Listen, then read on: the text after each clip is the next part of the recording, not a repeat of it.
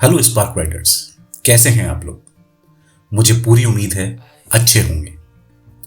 जैसा कि आपने पिछली वीडियो में देखा, मैं पहलगाम आ गया था और यहाँ पूरा एक दिन घूमने के बाद हमने अपनी कश्मीर ट्रिप का दूसरा दिन समाप्त किया। तो चलिए अब बढ़ते हैं आगे। यहाँ होटल में हीटर होने के कारण ठंड से कुछ राहत थी, मगर ठंड यहाँ बहुत कड़ाके की पड़ती है। यहाँ इतना सर्द मौसम है कि हमारी कार के ऊपर पड़ी ओस की बूंदें जमकर बर्फ बन गई थी। आज सुबह जल्दी उठकर हमने अपने अगले पड़ाव की तरफ कूच करी। ये एक बहुत ही खास जगह है। अरे मगर ये क्या, हमारी गाड़ी का टायर पंचर हो गया था। मस्कूर भाई ने मगर हमें परेशान होने का मौका नहीं दिया। उन्होंने बताया कि उनके पास स्पेयर टायर रखा हुआ है।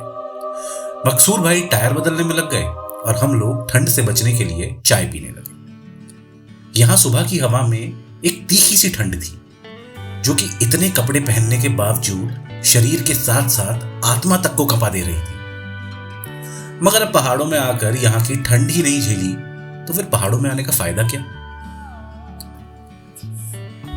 बर्फ से ढकी वादी के सामने हम चाय और कहवा की चुस्की ले ही रहे थे कि मकसूर भाई ने आकर बताया कि टायर बदल चुका है, अब हम लोग आगे चल सकते हैं। फिर क्या था, एक नए जोश और उमंग के साथ हम चल पड़े अपनी मंजिल की ओर।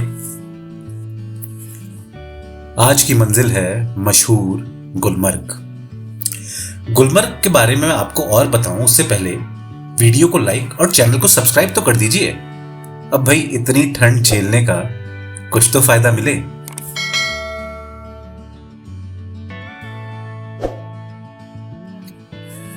गुलमर्ग कश्मीर के बारामूला जिले में स्थित धरती का स्वर्ग कहा जाने वाला एक खूबसूरत हिल स्टेशन है, जो फूलों के प्रदेश के नाम से भी प्रसिद्ध है।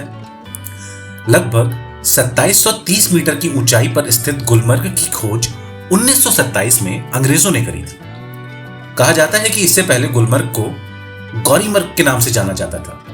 यह नाम यहाँ के चरवाहों ने इसे दिया था। फिर 16वीं शताब्दी में सुल्तान यूसुफ शाह ने इसका नाम गुलमर्ग रखा। गुलमर्ग सिर्फ बर्फ से ढके पहाड़ों का ही शहर नहीं है, बल्कि यहां विश्व का सबसे बड़ा गोल्फ कोर्स भी है। हम पहलगांव से गुलमर्ग की तरफ निकले तो पहुंचते पहुंचते भूख लग गई। हमने मकसूर भाई से कहा कि कहीं ब्रेकफास्ट करके आगे निकला जाए। तो कुछ 15 किलोमीटर पहले हमने एक रेस्टोरेंट के आगे गाड़ी रोकी। यहां सभी ने ब्रेकफास्ट किया और फिर निकले आगे। गुलमर्ग से पहले तनमर्ग मार्केट में हमारा वैक्सीनेशन सर्टिफिकेट चेक हुआ। अगर आपको कोविड की दोनों वैक्सीन्स नहीं लगी हैं तो आपको यहां कोविड टेस्ट कराना अनिवार्य है। तनमर्ग में वैक्सीनेशन सर्टिफिकेट दिखाने और एंट्री करवाने के बाद आगे बढ़े तो मस्कूर भाई ने बताया कि आप यहां गाइड करेंगे तो आपको आगे टिकट लेने और घूमने में आसानी होगी। ये गाइड हमको 300 रुपये चार्ज में मिल गया। गुलमर्ग पहुंचकर हम गंडोला राइड की टिकट लेने चल पड़े। अब आप पूछेंगे कि ये गंडोला क्या है। गंडोला यहाँ की रोप वे राइड को कहते हैं, जो आपको गुलमर्ग फेज 1 और फेज 2 तक ले जाती है। फेज 2 की टिकट फेज 1 जाकर ही मिलती है। नीचे सिर्फ फेज 1 की टिकट मिलती है, जो कि 750 रुपये की। टिकट लेने के बाद समय था गंडोला में बैठकर यहाँ के अद्भुत नजारों का आनंद लेने का। ऐसा लग रहा था जैसे हम स्वर्ग के मुहाने पर खड़े हों और धीरे धीरे उसकी तरफ बढ़ रहे हैं। यहाँ के पहाड़ बर्फ के चादर में लिपटे हुए थे। हमें यह एहसास करना मुश्किल हो रहा था कि ये सच है या हमारी कल्पना। फेज 1 पहुंचकर हमने फेज 2 की टिकट के लिए गाइड भैया को पैसे दिए। भैया ने बताया कि फेज 2 की टिकट मिलने में थोड़ा समय लग सकता है, क्योंकि भीड़ को नियंत्रित करने के लिए टिकट काउंटर बीच बीच में बंद कर दिया जाता है। हमने सोचा कि क्यों ना तब तक कुछ एक्टिविटीज का लुत्फ उठाया जाए, तो हमने घुड़सवारी का मन बना लिया। हमने घोड़े वाले भैया से बात की और 1000 रुपये पर घोड़े के हिसाब से किराया तय किया।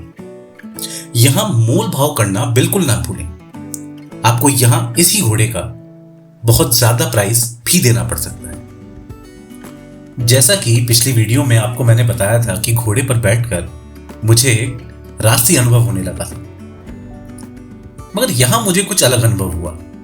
यहां ऐसा लगा जैसे मैं किसी कबीले का सरदार हूं जो एक नई खोज के लिए निकला है। अब घोड़े को कैसा लगा वो तो मैं नहीं बता सकता। थोड़ा ऊपर पहुंचे तो हमें बर्फ मिल गई। फिर क्या था, हमें वैसा ही महसूस हुआ जैसा एक बच्चे को खिलौना मिलने पर होता है, और हमने बर्फ से खेलना शुरू कर दिया।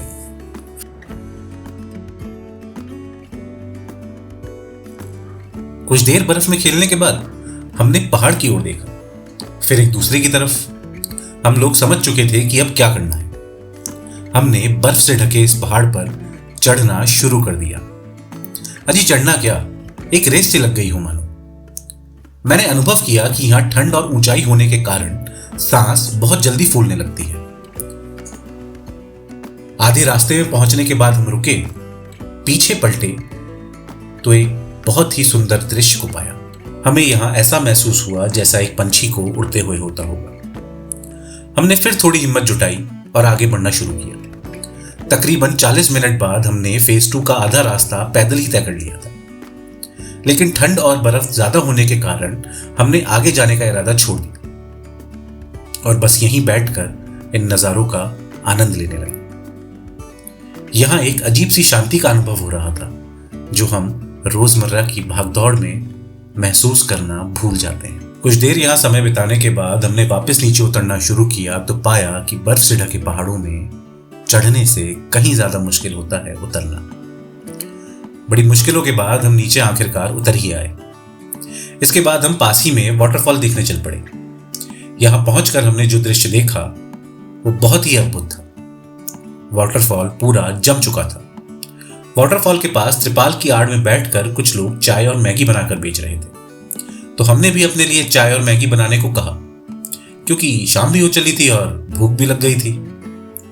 जब तक मैगी बनती तब तक हमने अपने इंस्टाग्राम नाम के पिटारे के लिए इन लम्हों को अपने कैमरे में कैद कर लिया। आखिरकार आज के जमाने में ये भी तो जरूरी है। जब आपको ठंड की हालत में बहुत जोरों से भूख लगी हो और आपको कुछ खाने को मिल जाए तो ऐसा ही लगता है जैसा अमृत पीते हुए देवताओं को लगा होगा। और ये तो पहाड़ी मैगी थी जिसका नाम सुनते ही मुंह में पानी आ जाता है।